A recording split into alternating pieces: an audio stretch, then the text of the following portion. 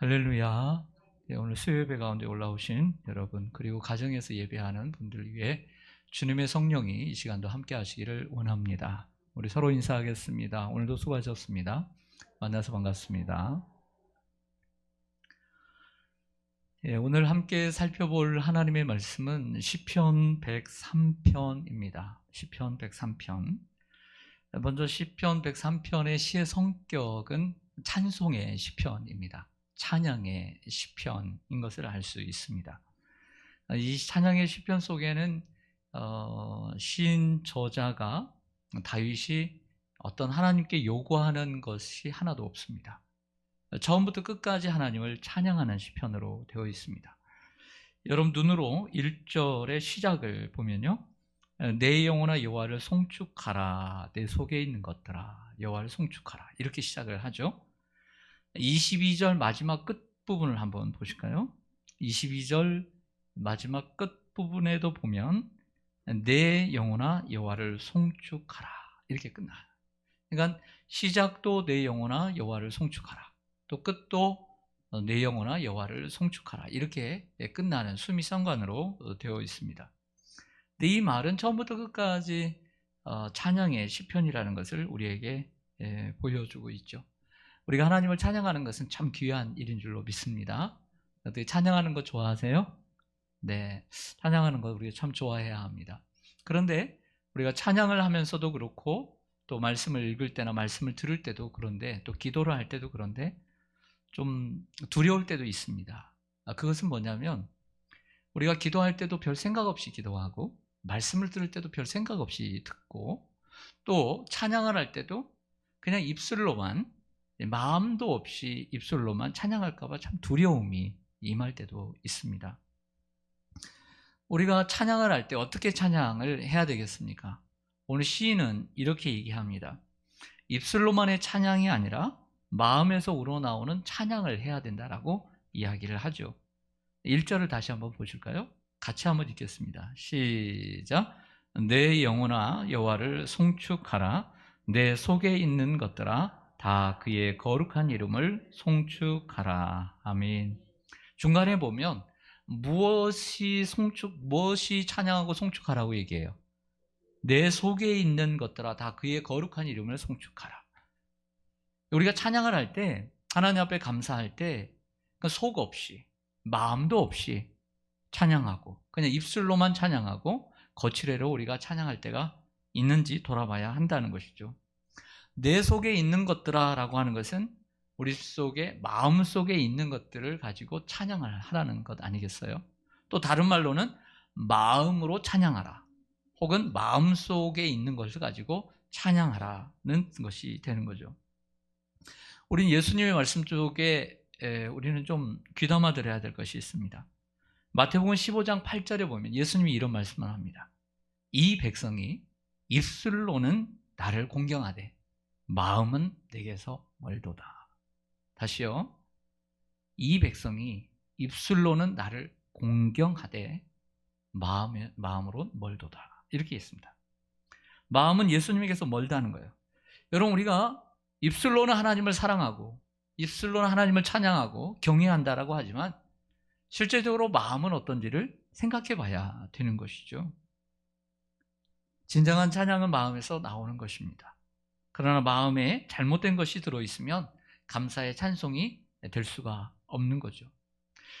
제가 입고 있는 이 옷, 그리고 여러분들이 입고 있는 옷, 아무래도 남자들이 더 많을 것 같은데 우리가 입고 있는 옷에는 다 주머니들이 있습니다. 여기도 있고요, 여기도 있고, 여기도 있고, 여기도 있고, 적어도 8개가 있어요. 하도 많아요. 예. 근데 저는 몸에 뭘 지니는 걸 정말 싫어합니다. 그래서 거추장스러운 걸 별로 안 좋아해요. 그래서 반지도 없고 시계도 없고 이런 것조차도 별로 이렇게 좋아하지 않습니다. 그런데 우리 옷에도 주머니가 있는 것처럼 여러분들 우리 마음속에도 보면 주머니들이 있다고 생각을 해요. 여러 주머니들이 우리 마음속에 차고 있죠. 남편들은 어떤 주머니를 차죠? 딴 주머니를 차죠. 예, 그래도 남편이 그래도 좀 숨이 트이죠. 딴 주머니라도 좀 있어야 그래도 손주들 과자라도 좀 사주고 그러지 않겠습니까? 박박 긁어서 딴 주머니도 못 차게 하지 마십시오. 그냥 큰 거 아니면 슬쩍 넘어가 줘야 되는 거예요. 저도 남자니까 그런 마음에서 아셨죠? 예, 숨통을 튀어야 되는 거예요. 여러분, 우리의 마음속에도 여러 주머니들이 있다고 한번 가정해 봅시다. 그렇지 않겠어요? 여러분들의 마음속에는 어떤 주머니들이 많이 있을 것 같아요? 여러분들의 마음속에 하나님께서 우리에게 주신 많은 복들을 우리가 가지고 있다면 우리는 복주머니를 차고 있는 거죠. 하나님이 주신 은혜를 우리가 갖고 있다면 은혜의 주머니를 차고 있는 것입니다. 그러나 어찌 그런 마음만 있겠습니까? 우리의 마음에는 원망이 있다면 원망의 주머니를 차고 있을 거예요. 아니면 불평의 시기에 어떤 주머니들을 우리가 차고 있을 수 있다는 것이죠. 여러분, 우리가 하나님 앞에 늘 이처럼 찬양하기 위해서는 우리가 좋은 주머니를 차고 있어야 돼요. 내 속에 있는 것들아 여호와를 송축하라. 내 속에 좋은 것을 차고 있어야 하나님 앞에 감사가 나올 수 있고 은혜가 나올 수 있고 찬양이 나올 수 있는 거죠. 내 마음속에 원망과 불평과 시기와 늘 삶에 대한 어떤 아픔만 혹은 삶에 대한 회의만 가지고 있다면 우리가 하나님 앞에 감사할 수 있을까요? 그러므로 우리가 이 시인처럼 마음껏 하나님 앞에 감사의 찬양을 드릴 수 있으려면 내 속에 아름다운 주머니들을 차고 있어야 된다는 거죠. 여러분, 마음속에 좋은 주머니들을 차시기를 바랍니다. 나쁜 주머니들은 비우세요. 그리고 잘라내버리세요. 하나님께서 주신 복을 잘 담고 있으면 하나님을 찬양함에 있어서 결코 지치지 않을 것입니다. 오늘 시편 기자인 다윗은 이렇게 얘기합니다. 하나님께서 주신 모든 은택을 잊지 말지어다. 하나님의 그 은택을 마음속에 담고 있기에 찬양하고 있다는 거죠. 은택이라는 말은 은혜와 덕택이라는 말입니다. 하나님의 은혜이고 모두 다 하나님의 덕택입니다. 덕분입니다. 이런 뜻이죠. 이 구조는 앞에 본문에서 큰 주제들을 던져놓고 있습니다. 1절과 2절은 서론이고요. 그리고 3절과 4절과 5절에서 내 마음속에 있는 하나님 앞에 드릴 수 있는 모든 은택, 그 은택을 집약해서 정리해 놓은 게 3절과 4절과 5절이고요. 그리고 6절부터 마지막 22절까지는 이 세 가지에 대한 부연 설명들이라고 할 수 있습니다. 가지를 그렇게 쳐서 오늘 본문을 보시면 좋을 것 같습니다. 저는 오늘 그 3절과 4절과 5절에서 무엇을 말씀하고 있는가? 그래서 그 마음속에 있는 하나님께 그 모든 은택을 잊지 말지어다. 하나님을 찬양하는 이유가 무엇인가를 오늘 시인을 따라서 한번 같이 가보기를 원합니다. 첫 번째는 용서의 은택이라고 이름을 지어봤습니다. 따라가겠습니다. 용서의 은택. 그렇습니다. 우리는 하나님에게 용서를 받은 그 은혜를 찬양해야 합니다. 우리 3절을 한번 보시죠. 3절에 보면 그가 내 모든 죄악을 뭐 하셨다 그랬습니까? 사하시며 그리고 내 모든 병을 고치시며 두 개의 문장이 연결되어 있습니다. 내 모든 죄악을 사하고 내 모든 병을 고치며 연관되어 있죠. 모든 죄, 모든 병. 그러니까 오늘 이 구절은 하나로 연결된 구절임을 볼 수가 있는 것이죠. 여러분, 우리 성도의 감사는 무엇에서부터 시작이 돼야 될까요? 우리 모든 그리스도인들의 감사는 죄사함의 감사로부터 시작을 해야 돼요. 왜? 우리는 죄인이기 때문에. 정말 영원히 죽을 수밖에 없는, 죽어야 했던, 죽었던 우리가 예수 그리스도의 십자가의 사랑으로, 하나님의 사랑으로 또 예수님의 십자가의 보혈로 구원받은 그 은혜를 먼저 무엇부터? 죄사함의 은혜로, 은혜 때문에 우리가 죄사함에 감사를 할 수밖에 없는 거죠. 존 뉴턴이라고 하는 사람은 자신의 인생을 돌아보면서, 그리고 잘못된 인생도 있었기에 그것을 돌아보면서 하나님 앞에 신앙의 고백을 합니다. 나 같은 죄인 살리신 주 은혜 놀라워. 잃었던 생명 찾았고 광명을 얻었네. 큰 죄악에서 건지신 주 은혜 고마워. 나 처음 믿은 그 시간 귀하고 귀하다. 이 찬송을 세 절을 자신이 짓습니다. 그리고 나머지 한 절을 작곡가가 붙여서 노래를 만들었습니다. 우리 인간은 용서받을 수 없는 죄인이었습니다. 그러나 하나님 또한 용서할 의무도 없습니다. 하지만 그럼에도 불구하고 예수님을 보내셔서 우리의 죄를 용서해 주셨습니다. 그래서 3절에 보면 모든 죄악을 사하시며, 그런데 이런 말이 하나 더 들어갑니다. 모든 병을 고치시며 라는 단어가 더 들어갑니다. 자, 이 문장을 어떻게 해석을 해야 할까요? 오늘 이 시인이 하나님을 믿어서 죄의 은총, 사함의 은총도 받았고 죽을 병에 걸렸다가, 큰 병에 걸렸다가 고침을 받았다라고 해석할 수도 있고요. 또 하나는 죄 사함이라고 하는 죄에 대한 사함을 병에서 고침받은 것으로 은유적으로 표현하고 있다라고 두 가지 해석을 다 할 수가 있습니다. 어느 해석이든 상관은 없을 것 같습니다. 그러나 모든 죄악과 모든 병을 동일선상에 두고 있는 걸 보면 성경은 종종 죄를 가리켜 질병에 비유하고 구원을 가리켜 그 건강, 그 질병에서 자유한 것으로 설명하는 걸 보면 병에 걸렸다라고도 할 수 있겠지만 그 죄를 병으로 표현을 한다라고 볼 수 있습니다. 예를 들어 예수님의 십자가의 고난받은 종에 대한 예언이 들어있는 책이 뭐죠? 이사야서죠. 이사야서의 고난받는 종의 핵심은 이사야 53장입니다. 그 53장 6절에 보면 그가 찔림은 우리의 허물을 인하며, 허물 때문이요, 그가 상함은 우리의 죄악 때문이라. 그 다음에 뭐라고 얘기합니까? 그가 징계를 받음으로 우리가 평화를 누리고 그가 채찍에 맞음으로 우리가 나음을 입었도다. 예수님께서 십자가에 죽으신 것은 무엇을 위해서 죽으신 겁니까? 우리의 죄를 위해서 죽으신 거죠. 죄와 허물, 알고 지은 죄, 모르고 지은 죄를 위해서 죽으신 것입니다. 그런데 세 번째, 네 번째 나열하는 걸 보면 예수님이 징계를 받음으로 우리가 마음의 평화를 누리기까지 하고, 그가 채찍에, 몸에 채찍을 맞을 때 우리가 몸의 나음을 입기도 한다라고 예수님은 표현하고 있는 거죠. 예수님을. 그러므로 예수님의 십자가는 원칙적으로는 우리의 죄의 문제지만 이 죄의 문제로 인해서 우리들에게 질병도 오고 아픔도 오는 거거든요. 죽음도 오고. 그러면 죄의 문제가 해결되므로 마음의 평화도 임하게 되는 것이고 육체적인 건강도 회복되는 거예요. 할렐루야.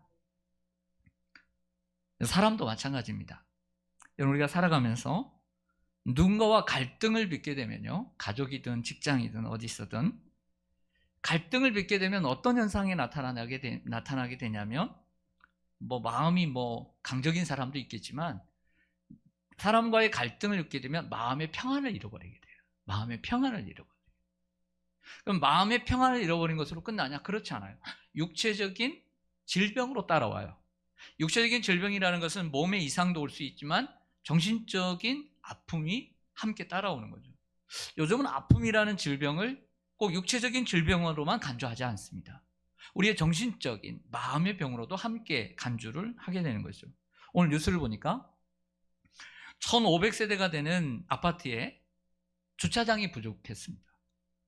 그래서 이렇게 되고 또 이렇게 되다 보니까 어쩔 수 없이 그 경비원 아저씨가 한 대를 좀 빼면 좋을 것 같아요. 그래서 전화를 해서 좀 빼달라고 했더니 이제 그때로부터 시작해서 이 경비원들을 내게 갑질을 하기 시작합니다.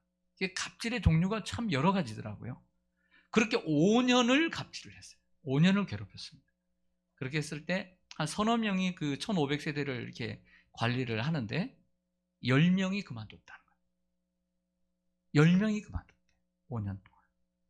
그래서 지금 있는 그 경비원이 그런 글을 올렸습니다. 마치 아파트에 사는 것이 무슨 특권이라도 되는 듯 고통스러워하는 경비원의 이야기를 읽었습니다. 이런 생각을 해봤습니다.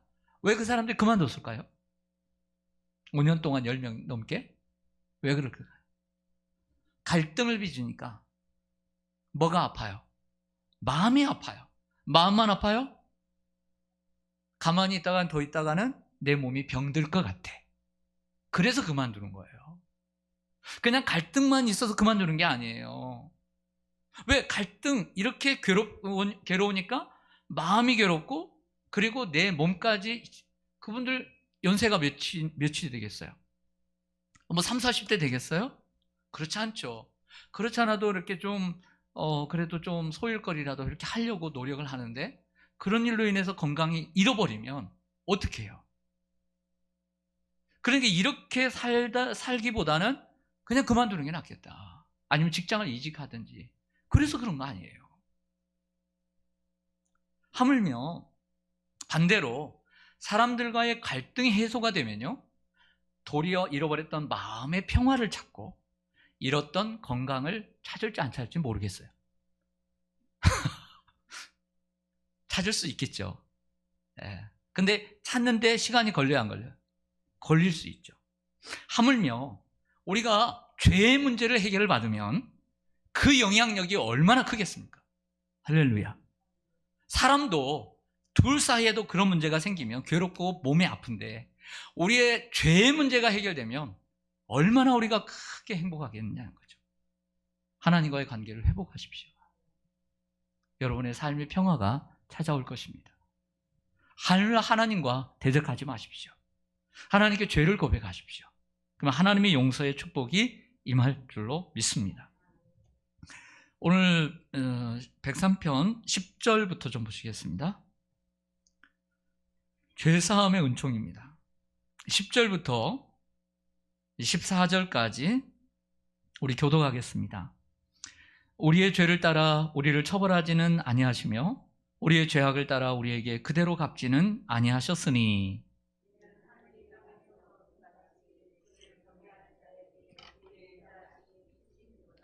동이 서에서 먼 것 같이 우리의 죄가를 우리에게서 멀리 옮기셨으며,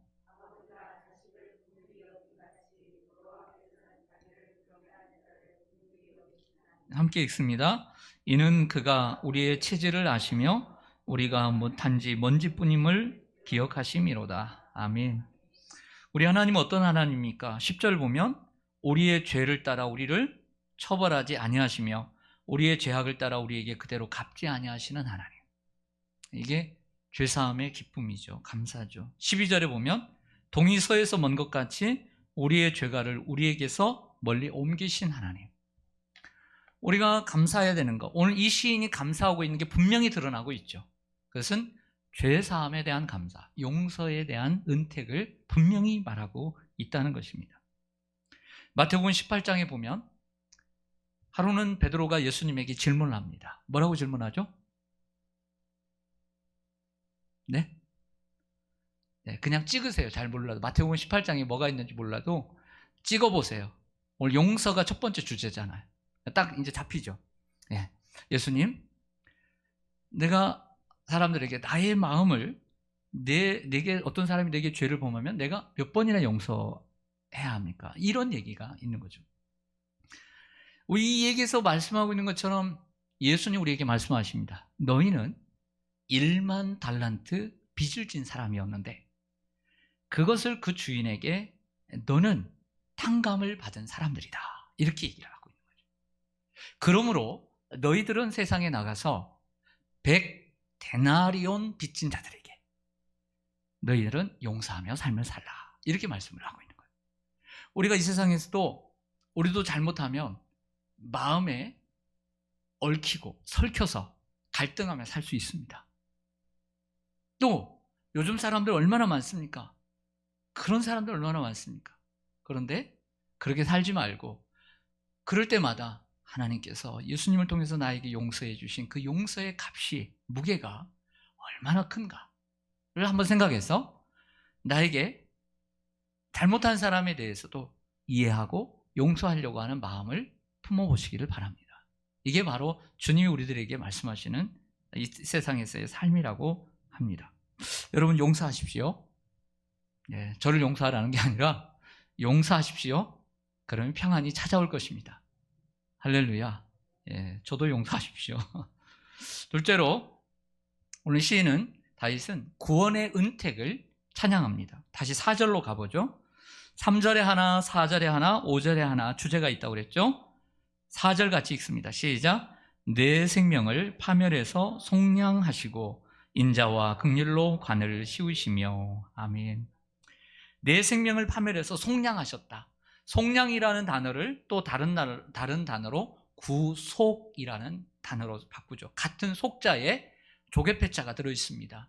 즉 옛날 동전, 옛날 돈의 가치, 화폐를 얘기를 하는 거죠. 돈을 주고 구해낸다는 뜻을 갖고 있습니다. 노예가 있었습니다. 노예를 자유케 하려고 그에게 자유로운 몸이 되도록 돈을 주어 사는 것, 이게 속량입니다. 감옥에 억울해서 들어갔습니다. 감옥에 들어간 자를 좀 더 자유케 하려고 그의 값을 지불하고 구해내는 것, 이게 속량이라는 뜻이죠. 아담과 하와가 선악과를 따먹었습니다. 하나님의 서로의 그 계약, 약속처럼 영원히 죽게 되었습니다. 그러나 하나님께서 그들에게 가죽옷을 지어 입혀서 그들의 부끄러움을 가려주셨습니다. 그 가죽옷은 바로 예수 그리스도의 십자가를 의미합니다.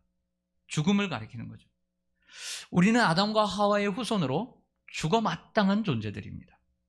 그러나 예수님께서 십자가에 피 흘려 죽으심으로 우리가 가지고 있는 이 죄의 값을 대신 담당하시고 피 흘려 주셨습니다.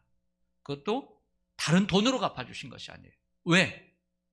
우리의 죄는 그 어떤 돈으로 지불할 수 없기 때문이죠. 어떤 것으로도 안 되니까 자신의 죄 없는 몸으로 갚아주신 거예요. 몸으로. 예수님께서 그래서 대속의 십자가가 되신 것이죠. 그 예수님의 십자가의 의미를 믿는 자마다 구원을 받게 되는 것입니다. 에베소 1장 7절에 보면 중요한 말씀이 있습니다. 에베소 1장 7절인데요. 우리는 그리스도 안에서 그의 은혜의 풍성함을 따라 그의 피로 말미암아 속량, 곧 죄사함을 받았느니라. 바울은 속량이라는 단어를 다시 풀어서 무엇이라고 얘기하냐면 죄사함이다 라고 얘기를 합니다. 근데 이 속량을 무엇으로 받았느냐? 예수 그리스도의 피로 받았다. 그러면 이 피는 어떻게 받았냐? 바로 하나님의 은혜 가운데서 받은 것이다 라고 설명을 합니다. 여러분, 이스라엘 백성들이 430년 동안 종살이를 했습니다. 예, 하나님께서 약속하신, 아브라함이 약속한 가나안 땅에 살다가 결국에는 요셉으로 인해서 애굽으로 이주를 하게 돼요. 그러다 보니까 430년 동안 그렇게 이제 살게 된 거예요. 그러면 누구 땅입니까? 한번 물어봐야죠. 그러면 원래 갈대아 우르에서 와가지고 가나안 땅이 하나님이 주신 땅이라서 가나안 땅으로 왔어요. 자기 땅은 없었어요. 사라의 막벨라 굴밖에 없었어요. 자기 돈으로 준 건. 그렇게 살다가 이제 뭐 이삭과 야곱과 요셉 그래가지고 그 요셉으로 인해서 애굽으로 갔습니다. 430년 살았어요. 그리고 40년 만에 광야 생활하다가 돌아왔습니다. 그리고 가나안 땅을 점령했죠. 여호수아가. 그런데 가나안 땅을 점령하기 전에 그 땅은 누구 땅입니까? 네? 네. 어떻게 보면 법적으로 보면 아브라함의 땅이 아니라고 얘기할 수 있어요. 왜? 그 전에 살던 사람들이 있었으니까. 또 아브라함은 땅도 많이 없었어요. 그건 좀 같단 말이에요. 근데 하나님이 주신 땅이라고 이렇게 얘기한단 말이에요. 어떻게 우기는 것이라고 할 수가 있죠. 또 그동안에 거기에 몇 년 살았어요? 430년이나 살았어요. 그리고 40년 왔으니까 470년 만에 여호수아가 다시 찾았어요. 내 땅이라고. 근데 우리는 그걸 뭐라고 얘기해요? 하나님이 주신 땅을 찾았다고 얘기하죠. 근데 거기 살던 사람들은 억울할까요? 안 억울할까요? 억울할 수 있죠. 이러한 역사가 지금 팔레스타인에서 일어나고 있는 거예요. 여러분, 왜 팔레스타인 이스라엘 안에서 전쟁이 일어나고 있는가? 잠깐 설명해 드리면, 이스라엘이라고 하는 나라는 바벨론의 포로로 잡혀가고 난 다음에도 자기의 땅을 제대로 독립을 하지 못합니다. 그래서 주전 165년경에 간신히 독립을 해요. 독립을 해서 자기 나라를 구축을 합니다. 하지만 또 로마에 또 빼앗겨요.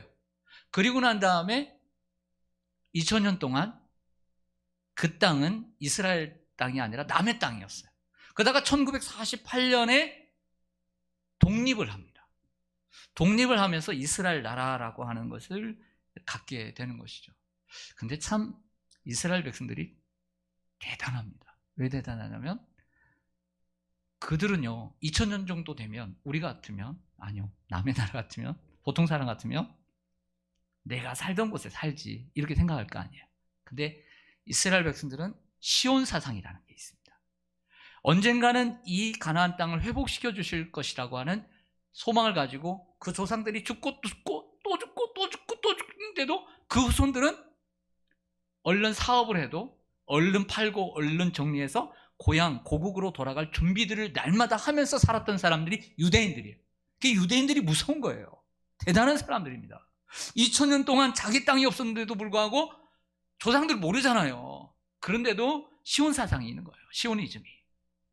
그래서 1948년도에 돌아옵니다. 그때부터 전쟁이 계속되는 거예요. 왜요? 2000년 동안 그곳에 살던 사람이 있으니까. 그렇게 해서 항상 우리나라도 그렇게 찢어놓은 것처럼 강대국들이 그것도 정리를 합니다.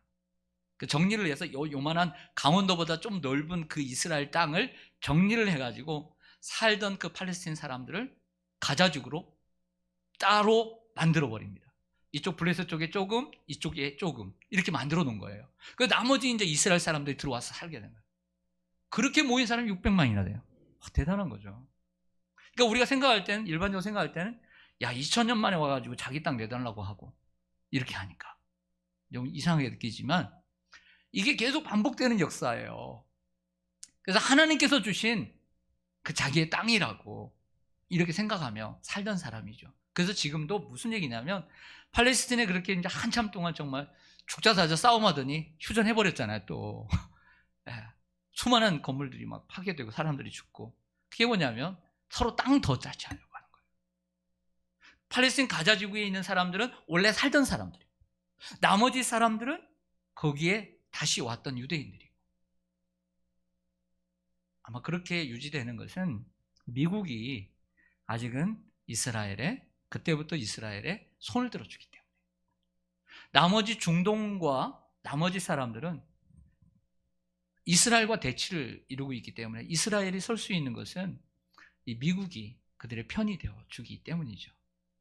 이게 하나님의 계획이 있겠지만요. 네. 그런 얘기입니다. 어디까지 왔죠? 여하튼 지나가고. 네. 이거, 자, 이스라엘 백성들이 430년 동안 종살이를 했습니다. 그들은 노예의 몸이었죠. 그런데 여러분들, 이스라엘 백성들이 430년 동안 살았는데 그 노예였는데 무엇으로 구원받았다고 생각하세요? 에덴 동산에서는 가죽 옷을 지어 입힘으로 구원받았다고 한다면 430년 동안 노예잖아요. 그럼 뭔 값을 치러야 나올 거 아니에요. 그게 뭐예요? 6월절 어린 양의 피죠. 6월절 어린 양의 피값으로 그들이 나온 거예요. 10번째 재앙인 6월절 어린 양의 피를 잡아서 문 인방과 설주에 발라서 죽음의 사자가 넘어갈 때에 그 집은 장자가 죽지 않고 다른 집은 장자가 죽었다는 거예요. 결국 6월절 어린 양의 피라는 것은 예수님의 피라는 거예요. 6월절 어린 양이잖아요. 그들이 구원받은 것은 예수님의 피예요. 에덴 동산에서 구원받은 것도 예수님의 피. 이 430년 동안 종살이했던 그들도 예수님의 피. 우리도 예수님의 피. 할렐루야. 이 세상이 그러므로 다른 이로서는 구원을 받을 수 없나니 천하 모든 사람에게 구원받을 이름은 오직 예수밖에 없는 줄 믿습니다. 그래서 그때나 지금이나 6,000년 전이나 지금이나 예수밖에는 구원 얻을 이름이 없는 거예요. 4절 하반절에 보면 내 생명을 파멸해서 속량하시고 인자와 긍휼로 관을 씌우시며 라고 했습니다. 여기서 서로 그 절이 대등하게 되어 있습니다. 내 생명을 파멸해서 속량하신 것과 인자와 긍휼로 관을 씌우신 것. 여러분들 관은 누가 쓰죠? 관은 누가 쓸까요? 네. 관 써보신 분? 안 써보셨죠? 네. 저는 이렇게 생각합니다. 왕족이 쓴다고 생각해요. 왕족이. 로마서 5장 17절에 보면 한 사람의 범죄로 말미암아 사망이 그 한 사람을 통하여 왕노릇하였은즉 더욱 은혜와 의의 선물을 넘치게 받는 자들은 한 분 예수 그리스도를 통하여 생명 안에서 왕노릇하리로다. 우리가 예수 그리스도의 피로 왕이 되었기 때문에, 왕자가 되고 공주가 되었기 때문에 왕관을 쓸 수 있는 거죠. 우리 8절과 9절을 좀 보시겠습니다. 8절과 9절. 예. 여호와는 긍휼이 많으시고 은혜로우시며 노하기를 더디하시고 인자하심이 풍부하시도다. 자주 경책하지 아니하시며 노를 영원히 품지 아니하시리로다. 아멘. 8절을 보면요, 여호와는 무엇이 많으시다고 그랬어요? 긍휼이 많으시고 또 뭐 하시다고요? 은혜로우시며.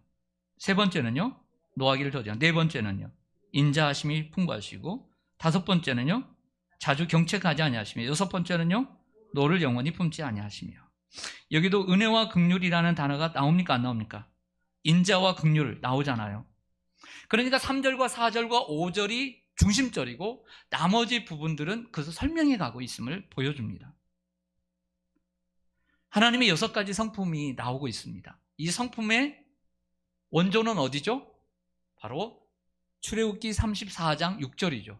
황금송아지 사건 속에서 용서하시는 하나님, 그들을 진멸하려 할 때 모세 앞에서 하나님께서 진하시며 여호와로라 여호와로라 선포하시며 자비롭고 은혜롭고 노하기를 더디하시며 인자와 진실이 많은 하나님이로다. 올해 초에 우리 암송구절이었잖아요, 주일날. 인자와 긍휼이 많은 하나님의 모습이 나타납니다. 인자와 긍휼이 많은 하나님의 모습이 저는 여기에 나타난다고 생각해요. 덥지 않으세요? 괜찮으세요? 예. 자, 누가복음 15장에 아버지의 모습이라고 저는 생각해요. 인자와 긍휼이 많으신 하나님. 어떤 아버지에게 두 아들이 있었습니다. 근데 둘째 아들이 유산을 상속해달라고 그러더니 유산을 돈으로 바꿔서 외국에 나가버렸습니다. 부모 자식간 끊어버리겠다는 거죠. 부모 자식간 끊겠다는 거예요. 자, 그렇게 해서 잘 살 수 있겠지만 잘못 살았습니다. 폭삭망해서 거지가 되었고, 돼지를 치며 돼지가 먹는 쥐염 열매를 먹으면서 배를 채우고 살았습니다. 그러다 보니 자신의 신세가 한탄스러워서 아버지를 생각합니다. 이 용기를 내어서 아버지께 돌아갑니다. 염치가 있겠습니까? 그런데 그럼에도 불구하고 아버지는 그 아들을 먼저 알아보고 측은히 여겨 달려가 목을 안고 입을 맞추었습니다. 그뿐만 아니라 몰라봐도 되는 그 자식 앞에서 새 옷을 목욕을 시키고 새 옷을 입혔어요. 그리고 손에 삐까번쩍한 반지를 끼웠어요. 신발을 신겼어요. 송아지를 잡아서 잔치를 베풀었어요. 이게 인자와 긍휼이죠. 여러분들 여러분 자녀들 용서할 수 있습니까? 네? 네, 있겠죠. 네. 저는 이게 인자와 긍휼이 많은 아버지의 모습, 하나님의 모습이죠. 그런데 하나님의 인자와 긍휼이 많으신 모습은 저는 집안의 첫째 아들에게도 보여줬다고 생각해요. 집안의 첫째 아들은 동생이 돌아왔다는 얘기를 듣고 풍악이 울리고 잔치를 하는 모습을 보고 마음 심사가 뒤틀어졌습니다. 그런 심보, 불쌍히 여기지도 않고 화를 내는 그런 큰아들까지 아버지는 보듬어 줍니다. 그리고 내 것이 네 것이 아니냐, 내 동생을 사랑하라며 말씀하시는 이 아버지의 모습이 바로 저는 인자와 긍휼이 많은 하나님의 모습이라고 생각합니다. 성도 여러분, 언제나 우리에게 은혜를 베푸시고 긍휼을 베푸시는 하나님의 은혜를 기억하고 감사하기를 원합니다. 우리가 집을 나간 탕자든 집안의 탕자든 하나님은 모든 사람에게 은혜와 긍휼을 베풀어 주시기 때문이죠. 예, 셋째로 5절을 보겠습니다. 5절 시작. 좋은 것으로 내 소원을 만족하게 하사 내 청춘을 독수리같이 새롭게 하시는도다. 아멘. 어떤 은택이냐면 이렇게 정해봤습니다. 만족의 은택. 따라하십니다. 만족의 은택. 좋은 것으로 내 소원을 만족하게 하신다. 자, 이 시인의 저자는 다윗입니다. 이렇게 생각해 보았습니다. 다윗이 베들레헴에 태어났습니다. 형들이 7명이나 됐습니다. 막내 아들로 자랐습니다. 많은 형들의 그늘에 가려 양을 치던 그가 어느 한순간 골리앗을 죽이는 순간부터 스타덤에 올랐지만 생과 사의 많은 고비를 겪으면서 인생을 살아왔습니다. 하지만 지나온 날들을 돌아보니 이런 고백이 나오는 거예요. 언제나 나에게 좋은 것으로 만족시켜 주신 하나님, 좋으신 하나님, 참 좋으신 하나님, 이렇게 고백을 하는 거죠. 다윗은 인생을 다 살고 난 다음에 시편 23편에서도 이런 고백을 합니다. 여호와는 나의 목자시니 내게 부족함이 없으리로다. 이 부족함이 없다는 말을 다른 말로 바꾸면 뭘까요? 만족합니다 라는 단어가 아닐까요? 하나님은 그 인생의 인도자가 되어주셨고, 사망의 음침한 골짜기로 다닐지라도 함께 하셔서 보호자가 되어주셨고, 원수의 목전에서도, 수많은 원수들 앞에서도 상을 베풀어 주셔서 머리에 기름을 발라주신 하나님. 그런데 우리가 여기서 주목해야 할 단어가 있습니다. 그것은 소원을 만족해 하시는다는 것입니다. 다윗은 어려운 고비마다 하나님께 소원을 올렸습니다. 그리고 하나님 그 소원을 언제나 들으시고 만족시켜 주신 하나님입니다. 때로는 원하는 대로 다 되진 않았죠. 빨리 되지도 않았습니다. 그렇지만 하나님을 신뢰했습니다.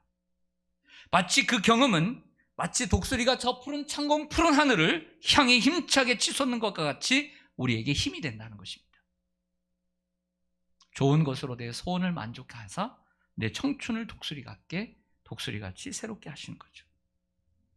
성도 여러분, 우리도 다윗처럼 걱정스러운 일을 만날 때가 있습니다. 하나님을 믿어도, 예수님 믿어도, 잘 믿어도 걱정스러운 일을 분명히 만납니다.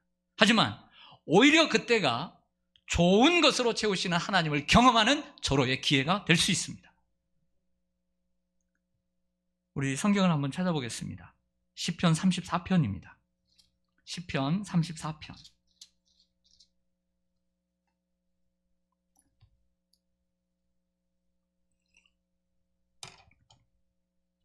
시편 34편 8절, 9절, 10절.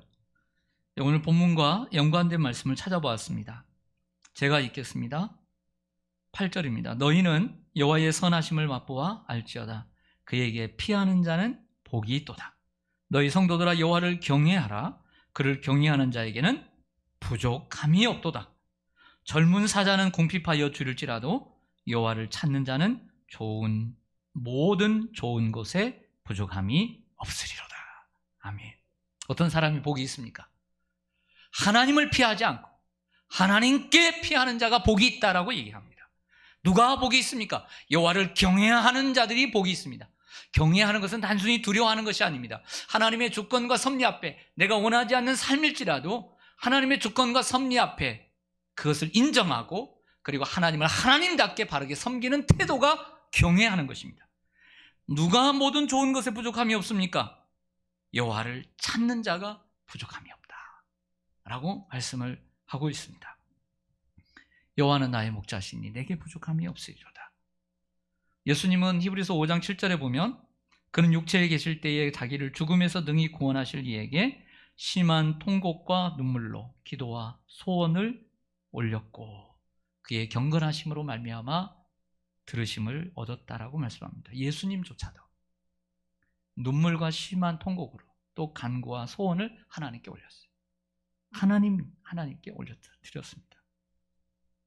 여러분, 우리에게도 어려운 일, 걱정스러운 일이 있을 수 있습니다. 그럼 우리는 어떻게 해야 합니까? 하나님을 피하지 말아야 돼요. 더 하나님께 피하고 기도하고 더 하나님께 예배하고 더 하나님을 찾는 자리로 나아가야 되는 거예요. 그리고 여호와를 경외해야 돼요. 욥과 같이 정말 내가 하나님을 잘 믿는데 왜 나에게 이런 일이, 우리 가족에 왜 이런 일이, 우리 교회에 왜 이런 일이 있어야 합니까?